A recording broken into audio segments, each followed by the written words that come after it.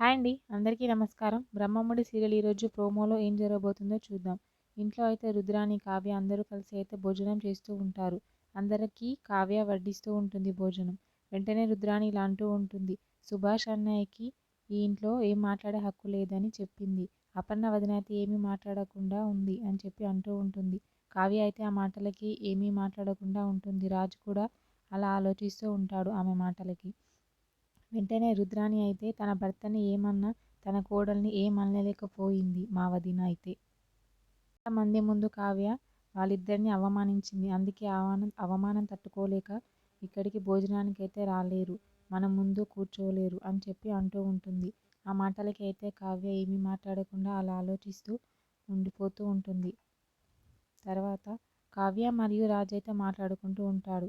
కావ్య ఇలా అంటూ ఉంటుంది. వాడు చనిపోతే మనమైతే 100 కోట్లు కట్టాల్సి ఉంటుంది. మరి వాడు బతికుంటే నష్టం ఎవరికి అని చెప్పి అంటూ ఉంటుంది. రాజు అయితే ఆ మాటలకి ఆలోచిస్తూ ఉంటాడు. నాకైతే దీని వెనకాల ఎవరో ఉన్నారు అని అనిపిస్తూ ఉంది. వాడు చనిపోతే అసలు ఎవరికి నష్టం, ఎవరికి లాభం అని చెప్పి ఆలోచిస్తూ ఉండిపోతూ ఉంటుంది.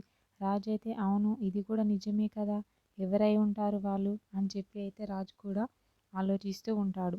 మరి దాని వెనకాలే ఉంది అనామిక వాళ్ళే అని వాళ్ళిద్దరికీ తెలుస్తుందా లేదా అనేది నెక్స్ట్ ఎపిసోడ్లో చూద్దాం. ఓకే, థ్యాంక్ యూ అండి. నా ఛానల్ని సబ్స్క్రైబ్ అండ్ లైక్ చేయండి.